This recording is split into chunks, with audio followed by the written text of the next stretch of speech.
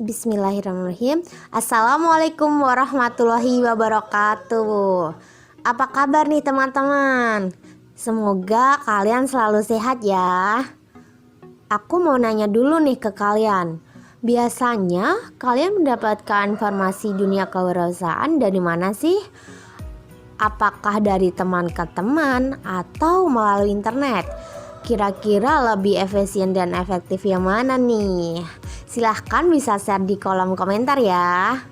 Oke, kelompok kami memberikan solusi mengenai hal ini, yaitu website Info Entrepreneur Grafis atau yang kita beri nama dengan Intrografis sebagai wadah informasi dunia kewirausahaan.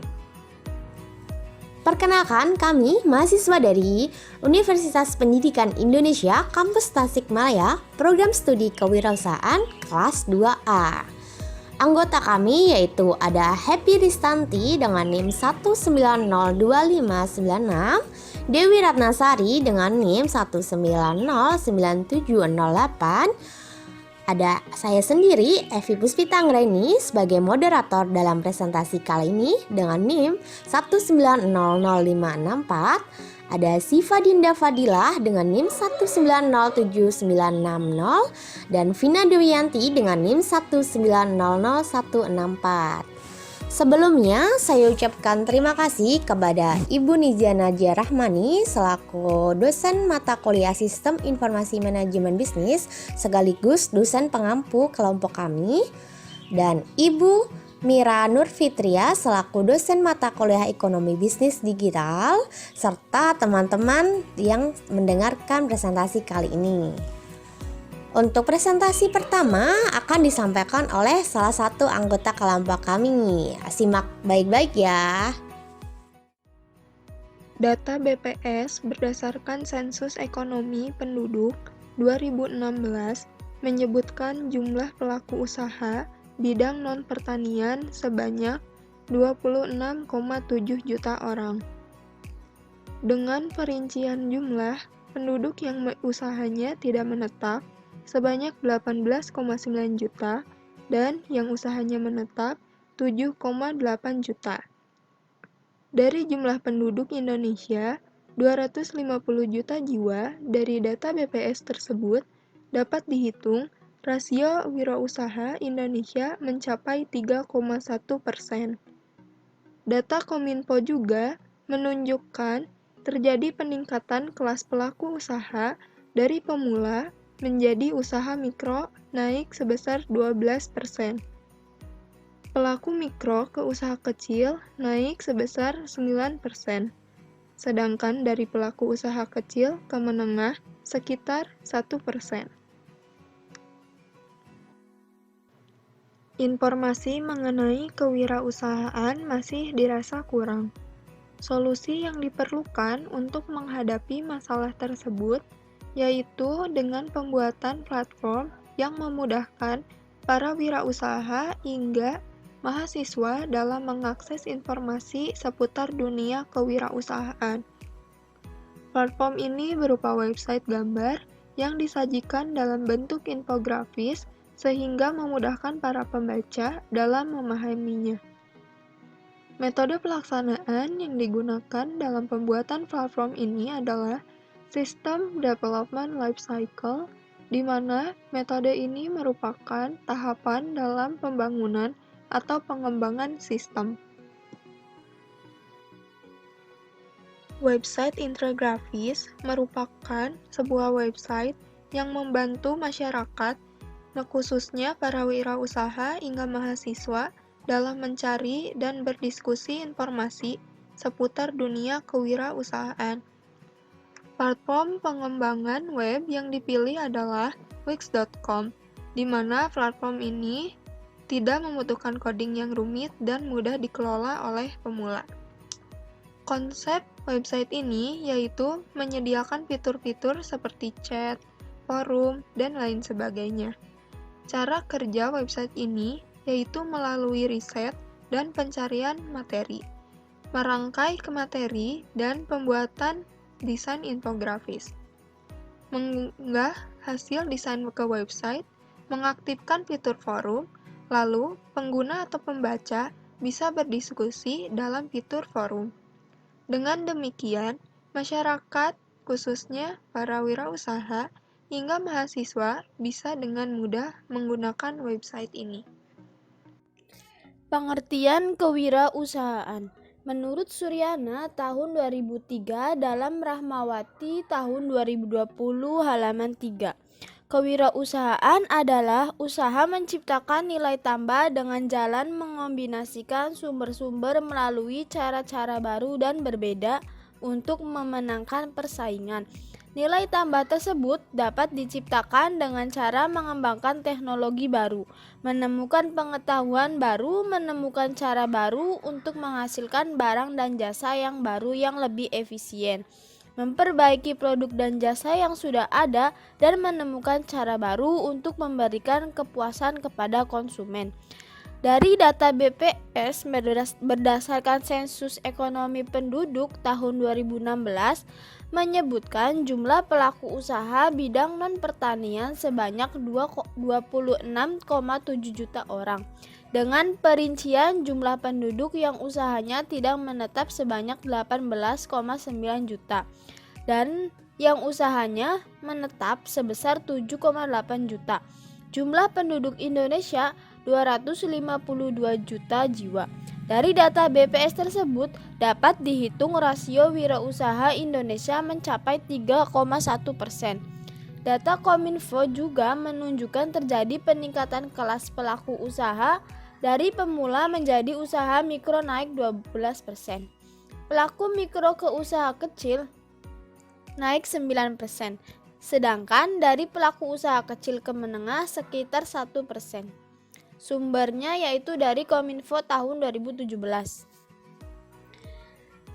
The Global Entrepreneurship and Development Institute mencatat bahwa nilai Global Entrepreneurship Index Indonesia pada tahun 2019 berada pada skor 26 dan berada pada posisi ke-75 dari 137 negara. Kelemahan iklim kewirausahaan di Indonesia terletak pada aspek entrepreneurial aspiration yang menggambarkan strategi inovasi, pengembangan produk, dan upaya perluasan pasar. Oleh sebab itu, perlu dikaji sebaran pengusaha menurut aksesibilitas terhadap teknologi dan informasi. Selain itu, profil pengusaha Indonesia yang digambarkan menurut faktor sosial demografi juga penting untuk diamati. Terdapat beberapa faktor yang menimbulkan kesuksesan kewirausahaan, yaitu kesiapan, akses terhadap teknologi dan informasi, pemasaran, jaringan sosial, dukungan pemerintah, undang-undang yang mendukung, permodalan, dan proposal bisnis.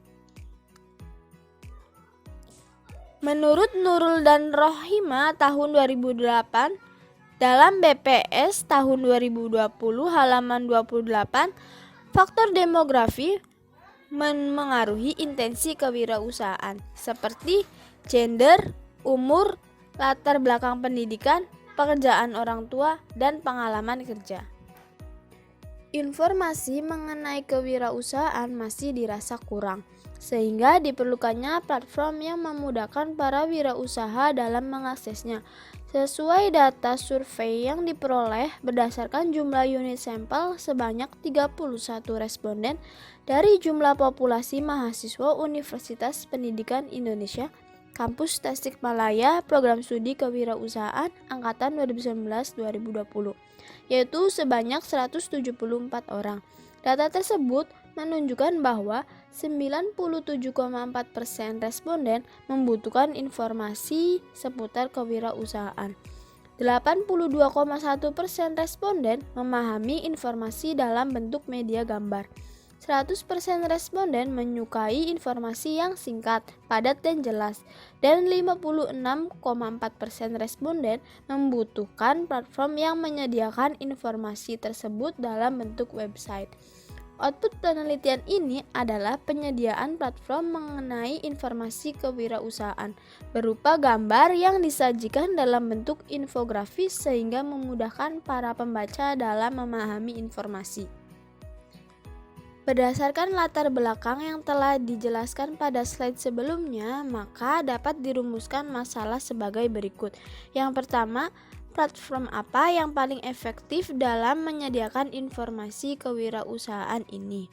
Yang kedua, bagaimana cara mengaplikasikan informasi ke dalam bentuk infografis?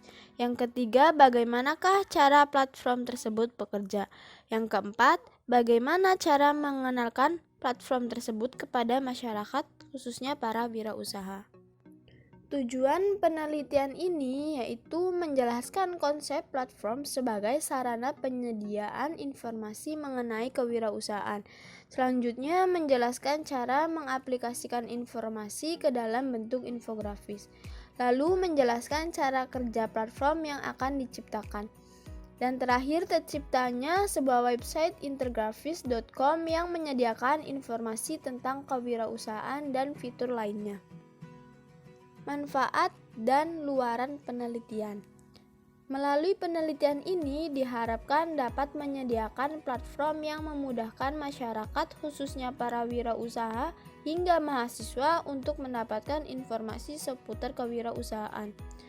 Luaran penelitian ini terbentuknya sebuah website intergrafis.com yang menyediakan platform yang membantu masyarakat, khususnya para wirausaha, mendapatkan informasi seputar kewirausahaan. Mulai dari mencari informasi seputar kewirausahaan, mengaplikasikan informasi tersebut ke dalam infografis, mengunggah hasil desain infografis ke dalam platform, dan dapat mendiskusikan hasil tersebut pada fitur chat yang sudah disediakan. Selanjutnya, ada bab 2, tinjauan pustaka. Yang pertama, kewirausahaan. Menurut Suryana 2003, dalam Rahmawati 2020, kewirausahaan adalah usaha menciptakan nilai tambah dengan jalan mengombinasikan sumber-sumber melalui cara-cara baru dan berbeda untuk memenangkan persaingan. Nilai tambah tersebut dapat diciptakan dengan cara mengembangkan teknologi baru, menemukan pengetahuan baru, menemukan cara baru untuk menghasilkan barang dan jasa yang baru yang lebih efisien, memperbaiki produk dan jasa yang sudah ada, dan menemukan cara baru untuk memberikan kepuasan kepada konsumen. Yang kedua ada platform. Platform merupakan unsur penting dalam pengembangan perangkat lunak. Platform dapat didefinisikan secara sederhana sebagai tempat untuk menjalankan perangkat lunak. Penyelenggaraan platform menyediakan pengembangan perangkat lunak dengan kesepakatan serangkaian kode logika yang akan berjalan secara konsisten sepanjang platform ini berjalan di atas platform yang lainnya. Menurut Akmal 2019. Selanjutnya ada software. Software merupakan perangkat lunak. Istilah tersebut digunakan untuk data yang telah diformat dan disimpan ke dalam media penyimpanan dalam bentuk digital. Software sendiri memiliki fungsi sebagai pendukung hardware yang terdapat pada komputer. Biasanya, operator menggunakan software untuk memberikan instruksi kepada hardware agar bisa bekerja sesuai perintah operator. Menurut Rahmadi 2020. Selanjutnya ada hardware. Hardware adalah komponen perangkat keras yang terdapat pada suatu perangkat komputer. Hardware sendiri memiliki fungsi sebagai media pengolahan data yang diinput oleh operator untuk selanjutnya data akan diproses menjadi data output yang berupa informasi. Menurut Rahmadi 2020. Selanjutnya yang kelima, ada internet. Menurut Bibriana dan Rikoida tahun 2017 nomor 105 yang dikutip oleh Hamda 2019 nomor 47. Internet merupakan sebuah jaringan yang memungkinkan manusia untuk saling bercengkrama dengan yang lainnya, menerima serta menyebarkan pesan penting. Selanjutnya yang keenam ada website. Menurut Trimarsiah dan Arafat tahun 2017 nomor 2, website adalah kumpulan dari halaman-halaman situs yang biasanya terangkum dalam sebuah domain atau subdomain, yang tepatnya berada di dalam World Wide Web atau WWW di internet. Sebuah halaman web adalah dokumen yang ditulis dalam format HTML atau Hypertext Markup Language, yang hampir selalu bisa diakses melalui HTTP, yaitu protokol yang menyampaikan informasi dari server website untuk ditampilkan kepada para pemakai melalui web browser. Semua publikasi dari website-website tersebut dapat membentuk sebuah jaringan informasi yang sangat besar. Selanjutnya yang ketujuh ada web server. Menurut Fatansyah tahun 2012 nomor 466 yang dikutip oleh Prayitno dan Savitri tahun 2015 nomor 2, server web atau web server merujuk pada perangkat keras, server, dan perangkat lunak yang menyediakan layanan akses kepada pengguna melalui protokol komunikasi HTTP ataupun variannya seperti FTP dan HTTPS atas berkas-berkas yang terdapat pada suatu URL ke pemakai. Yang kedelapan ada gambar. Menurut Istanto tahun 2000 nomor 23, bahasa gambar jauh lebih komunikatif dibandingkan dengan bahasa tulis. Dan si Leslie Martin tahun 1968 mengatakan, "One picture is better than 1,000 words." Bahasa lisan dan tulisan memiliki keterbatasan, di samping kelebihan-kelebihan yang dimilikinya. Bahasa lisan dan tulisan mengundang imajinasi dengan perbedaan-perbedaan interpretasi visual. Selanjutnya, media audio. Menurut Suprijanto tahun 2009 yang dikutip oleh Nomleni dan Manu tahun 2018 nomor 219. Media audiovisual adalah bahan atau alat yang dipergunakan dalam situasi belajar untuk membantu tulisan dan kata yang diucapkan dalam menularkan pengetahuan, sikap, dan ide. Baik, yang selanjutnya ada infografis. Menurut Wichandra tahun 2006 nomor 44. Infografis merupakan salah satu elemen visual penting dalam dunia jurnalistik, baik itu media massa cetak dan media massa elektronik. Infografis diperlukan sebagai usaha untuk mempermudah pembaca, memahami narasi sebuah berita, maupun memahami proses sebuah penelitian ilmiah yang dipublikasikan. Infografis dalam perkembangannya juga merekonstruksi sebuah kejadian atau peristiwa, di samping peran infografis yang mengejar kaidah estetika perwajahan media massa.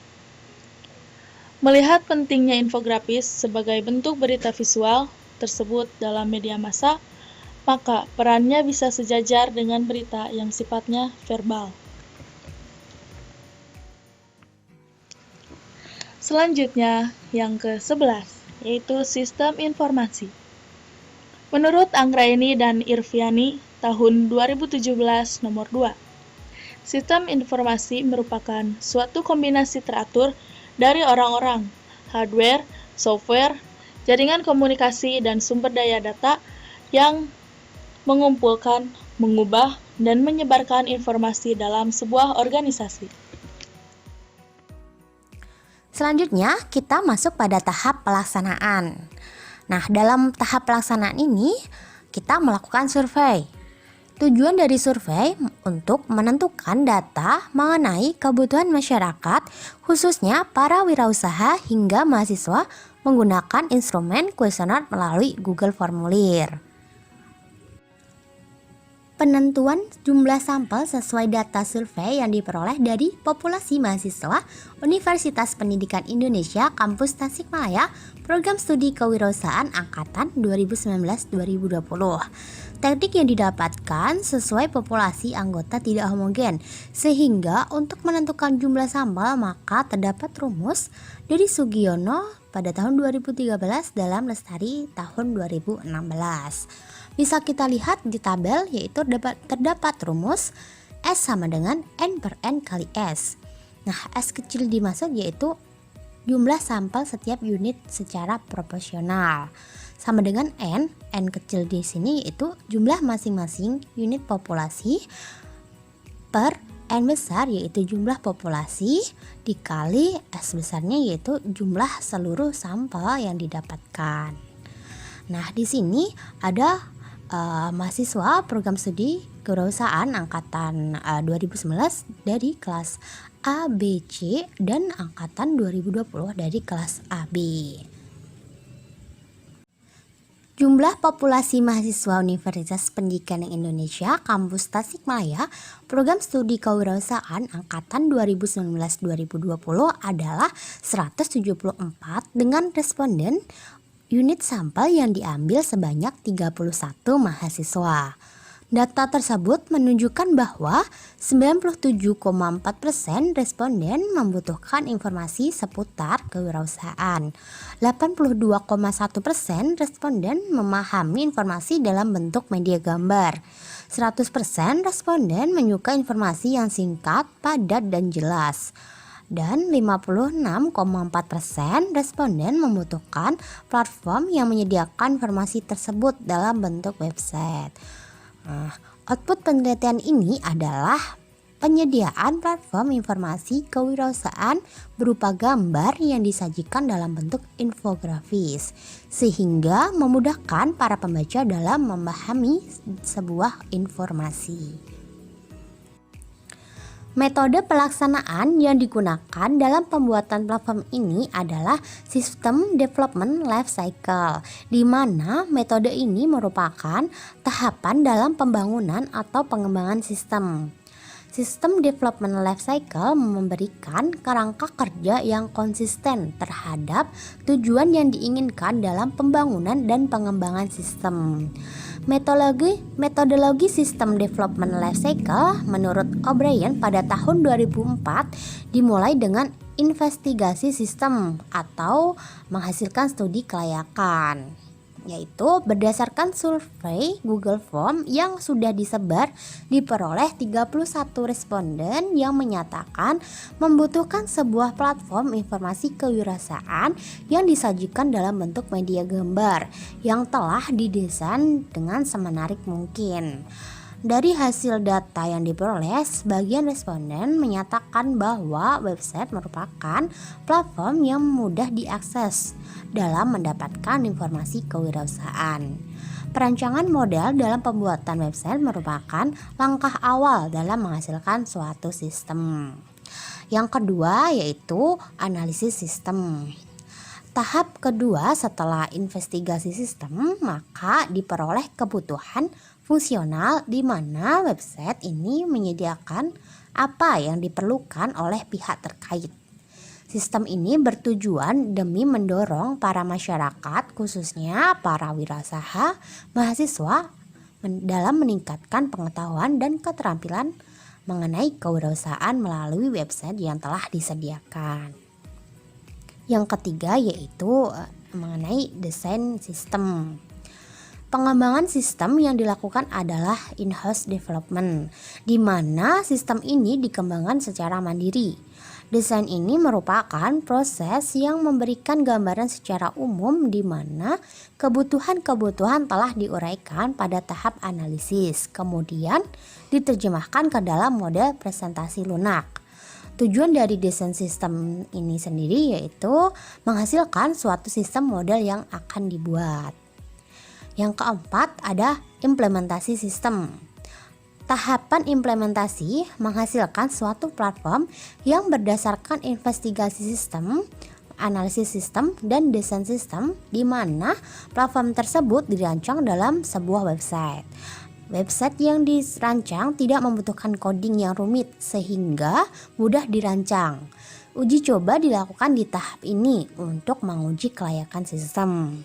Dan yang kelima atau yang terakhir, pemeliharaan sistem. Nah, yang dimaksud pemeliharaan sistem di sini yaitu evaluasi dan monitoring website dilakukan secara bertahap agar sistem website terhindar dari masalah atau error. Memodifikasi juga diperlukan agar menghasilkan sistem yang lebih baik lagi. Yang selanjutnya ada biaya dan jadwal kegiatan. Untuk yang pertama ada anggaran biaya. Jenis pengeluaran yang pertama yaitu sewa dan jasa dengan biaya Rp1.000.000. Yang kedua bahan habis pakai dengan biaya Rp600.000. Yang ketiga transport lokal dengan biaya Rp500.000. Dan yang keempat lain-lain dengan biaya sebesar Rp5.450.000. Maka dari itu jumlah total biaya yang didapat adalah sebesar Rp7.550.000.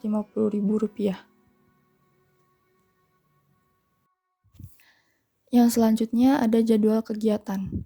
Jenis kegiatan yang pertama yaitu diskusi kelompok, menentukan ide PKM, dilaksanakan pada bulan pertama di minggu pertama dengan person penanggung jawab mahasiswa. Jenis kegiatan kedua yaitu diskusi kelompok, pembuatan kuesioner, dilaksanakan pada bulan pertama di minggu pertama dengan person penanggung jawab mahasiswa. Jenis kegiatan ketiga yaitu pengumpulan data, dilaksanakan pada bulan pertama di minggu kedua dengan person penanggung jawab mahasiswa. Jenis kegiatan yang keempat yaitu konsultasi ide PKM, dilaksanakan pada bulan pertama di minggu kedua dengan person penanggung jawab mahasiswa dan dosen pembimbing.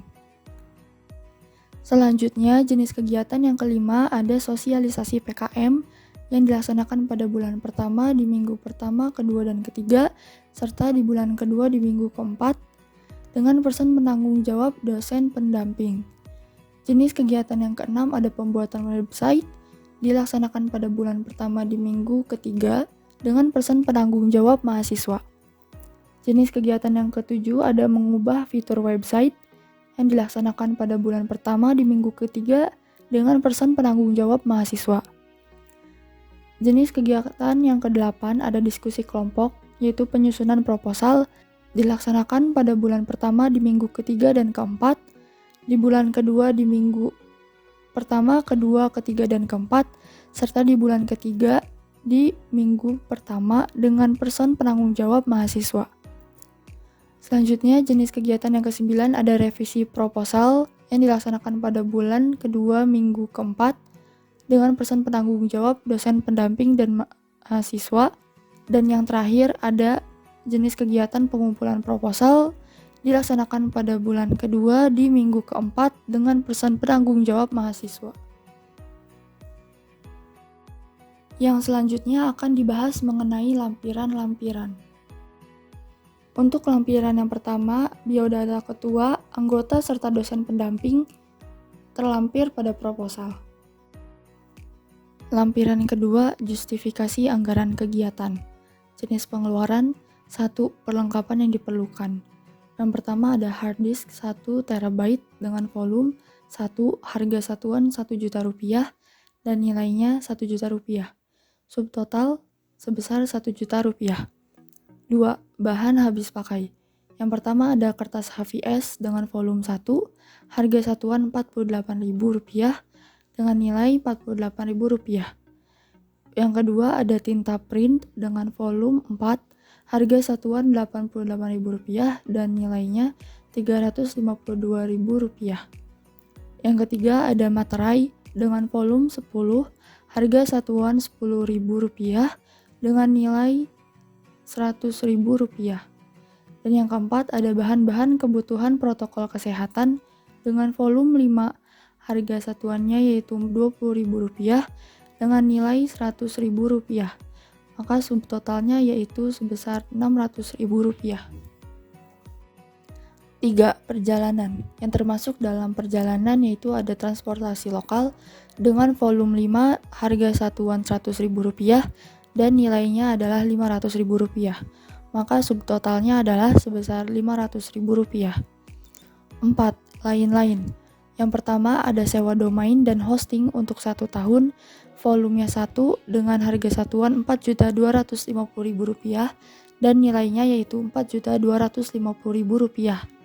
Yang kedua ada biaya berlangganan internet dengan volume 12, harga satuannya yaitu Rp100.000 dan nilainya adalah Rp1.200.000. Subtotal dari pengeluaran lain-lain yaitu sebesar Rp5.450.000 dan total dari keseluruhan biaya pengeluaran 1, 2, 3, dan 4 yaitu sebesar Rp7.550.000. Lampiran 3. Susunan organisasi tim pelaksana dan pembagian tugas. Yang pertama, Happy Ristanti dengan uraian tugas pembuatan konsep, rancangan, dan desain website. Yang kedua, Evi Puspita Anggreni dengan uraian tugas riset dan penyusunan materi dalam website. Yang ketiga, Syifa Dinda Fadilah dengan uraian tugas pembuatan konsep dan desain website. Yang keempat, Vina Dwianti dengan uraian tugas riset dan penyusunan materi dalam website. Dan yang kelima, Dewi Ratnasari dengan uraian tugas riset dan penyusunan materi dalam website. Untuk lampiran 4, surat pernyataan ketua pelaksana sama seperti lampiran 1 yang terlampir pada proposal. Informasi mengenai kewirausahaan masih dirasa kurang, sehingga diperlukan platform yang memudahkan para wirausaha hingga mahasiswa dalam mengaksesnya. Sesuai data jumlah populasi mahasiswa Universitas Pendidikan Indonesia, Kampus Tasikmalaya, Program Studi Kewirausahaan Angkatan 2019 hingga 2020 adalah 174 dengan responden unit sampel yang diambil sebanyak 31 mahasiswa. Data tersebut menunjukkan bahwa 97,4% responden membutuhkan informasi seputar kewirausahaan. 82,1% responden memahami informasi dalam bentuk media gambar. 100% responden menyukai informasi yang singkat, padat, dan jelas. Dan yang terakhir, 56,4% responden membutuhkan platform yang menyediakan informasi tersebut dalam bentuk website. Maka, output penelitian ini adalah penyediaan platform informasi kewirausahaan berupa gambar yang disajikan dalam bentuk infografis sehingga memudahkan para pembaca dalam memahami informasi. Selanjutnya adalah identifikasi kebutuhan sistem. Website menyediakan tampilan informasi seputar kewirausahaan yang dibutuhkan pengguna. Website ini mampu menyediakan beberapa fitur, salah satunya yaitu fitur chat, di mana pengguna dapat berdiskusi terhadap topik informasi yang tersedia. Selanjutnya adalah deskripsi sistem. Dalam menghasilkan sebuah website, dibutuhkan terlebih dahulu suatu platform pengembangan web berbasis cloud. Salah satu platform pengembangan web yang dipilih adalah Wix.com, di mana platform ini tidak membutuhkan coding yang rumit dan mudah dikelola oleh pemula. Dari pengembangan platform web tersebut terbentuklah sebuah website yang dinamakan Intergrafis, di mana website tersebut menyediakan fitur-fitur yang memudahkan para pengguna mendapatkan informasi seputar kewirausahaan. Gambar di atas merupakan logo dari website Intergrafis. Logo diambil sesuai nama website yaitu Intergrafis, dan kata Learning Your Way adalah slogan dari website ini. Makna dari slogan tersebut adalah bertujuan untuk memberikan informasi mengenai kewirausahaan, di mana kata Your Way tersebut mengartikan perjalanan karir mereka sebagai seorang wirausaha. Logo tersebut menggunakan jenis font Kepler STD dan warna yang dipilih adalah warna hijau, di mana memiliki makna optimisme. Cara kerja dari website ini, yang pertama, riset dan pencarian materi. Yang kedua, merangkai materi dan desain infografis. Yang ketiga, unggah hasil desain ke website. Yang keempat, aktifkan fitur forum. Dan yang kelima, pengguna atau pembaca bisa berdiskusi dalam fitur forum tersebut. Sistem ini dibuat bertujuan untuk mendorong masyarakat, khususnya para wirausaha hingga mahasiswa, mendapatkan informasi mengenai kewirausahaan. Fitur-fitur yang disediakan adalah akan memudahkan para pengguna untuk mengakses website. Cara kerja website yang mudah dikelola oleh tim dikarenakan perangkat teknologi informasi yang tidak terlalu rumit dan mudah dipahami, pengguna website tidak akan kesulitan mencari fitur yang telah disediakan dalam website. Berikut merupakan gambaran halaman utama website infografis. Gambar yang di sebelah kiri adalah gambaran halaman utama website versi desktop, sedangkan gambar yang di sebelah kanan adalah gambaran halaman utama website versi smartphone. Di sana tercantum mengenai kami atau mengenai website infografis, yaitu menyediakan peluang kepada pengguna mengenai pembelajaran kewirausahaan. Lalu ada our promise, yaitu what you can expect. Yang ketiga ada achieve personal goals, yaitu kami akan selalu update mengenai informasi kewirausahaan yang gampang dipahami oleh pengguna atau pembaca. Lalu ada improve performance, yaitu website ini akan memberikan informasi atau menyediakan informasi dalam bentuk berikut merupakan contoh desain infografis mengenai produk lifecycle e-commerce di Indonesia yang sudah diupload dalam blog infografis. Di sini kami membuat produk lifecycle dari toko bagus, di mana produk lifecycle ini merupakan salah satu bagian dari pembelajaran mengenai kewirausahaan khususnya dalam sebuah produk. Selanjutnya adalah konsep sistem. Konsep sistem dari website ini adalah menyediakan fitur-fitur seperti chat, forum, dan lain sebagainya. Nah, yang pertama ini ada dashboard website infografis.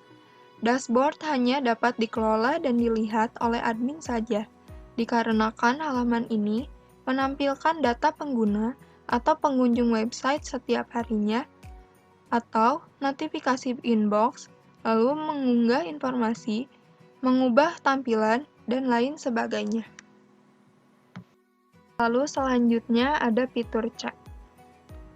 Pada halaman utama, pengguna dapat langsung mengirim pesan kepada website dengan mengklik Let's Chat, di mana pesan tersebut langsung terkirim ke inbox website infografis.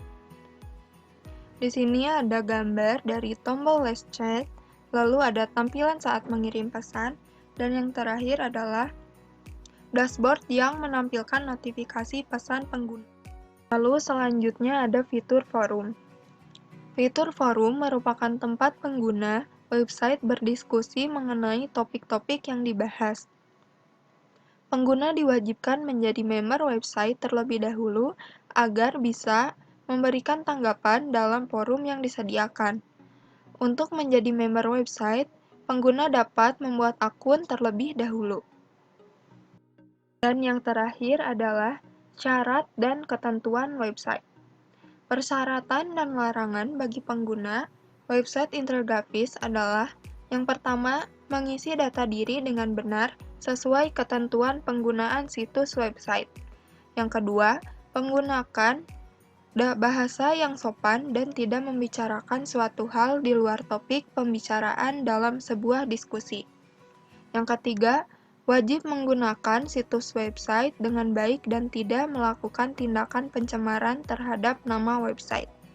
Yang keempat, dilarang memalsukan data pengguna dan menyebarkan informasi yang tidak berdasarkan fakta. Terima kasih yang telah mendengarkan pemaparan materi presentasi kelompok kami. Gunakan waktu sebaik mungkin sesuai dengan kutipan Jim Rohn. Kita tidak dibayar sesuai waktu kerja kita. Kita dibayar berdasarkan nilai yang kita berikan kepada waktu tersebut.